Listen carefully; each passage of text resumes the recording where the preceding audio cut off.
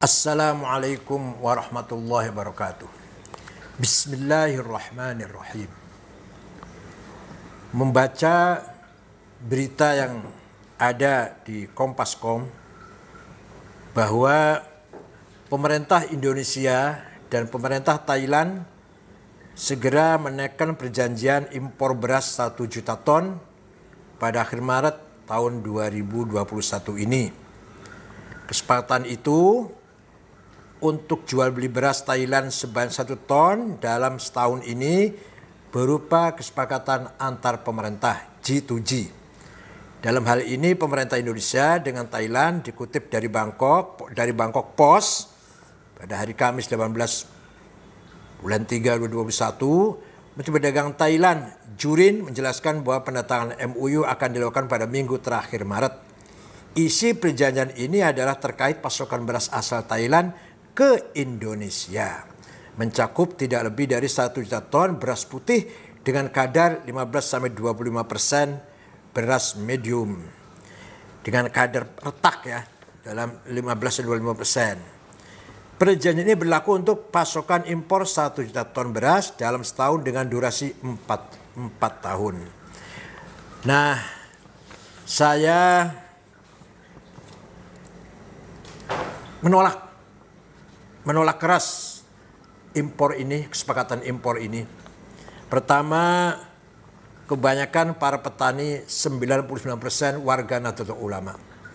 Dan saya telah dihubungi para petani dari Kerawang, Indramayu, bahwa stok beras masih cukup sangat banyak.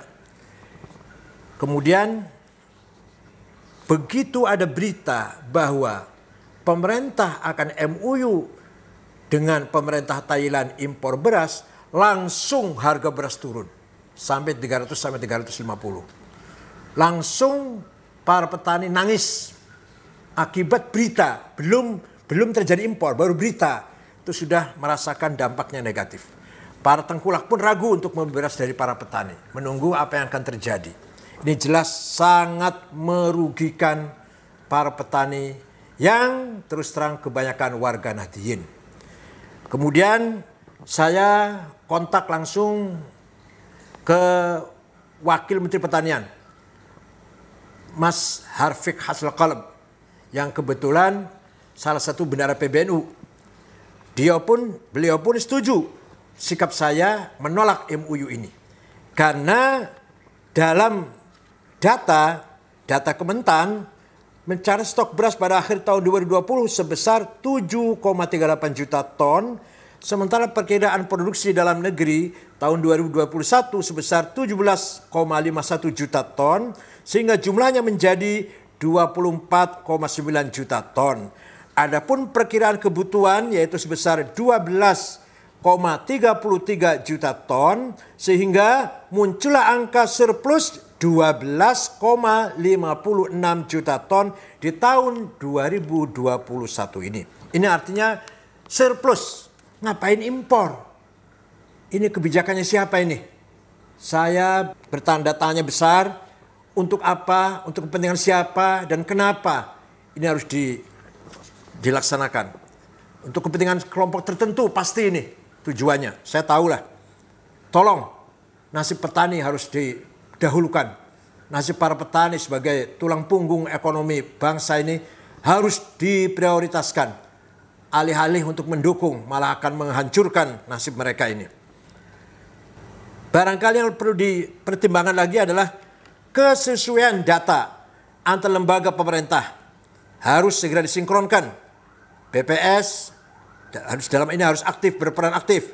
Sehingga antara Bulog, Menteri Perdagangan, Menteri Pertanian harus memiliki data yang sama dalam menyimpan atau sebagai khazanah data pertanian, data ketahanan pangan.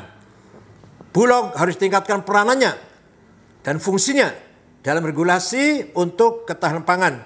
Karena lembaga ini satu-satunya lembaga yang mempunyai perangkat infrastruktur dari pusat sampai ke tingkat desa adalah Bulog. Tapi sampai hari ini Bulog belum berfungsi maksimal karena entah untuk kepentingan siapa sengaja dibonsai kepentingannya atau fungsinya. Jelas untuk kepentingan kelompok tertentu. Padahal Bulog punya perangkat dari pusat sampai ke desa. Sekali lagi kesimpulannya, saya Ketua Umum Pengurus Nahdlatul Ulama menolak kesepakatan antara negara Indonesia dengan negara Thailand untuk impor 1 juta beras putih. Karena stok kita surplus. Kata para petani mengatakan, kalau pemerintah mau dibuktikan 1 juta ton, sekarang juga siap kami buktikan.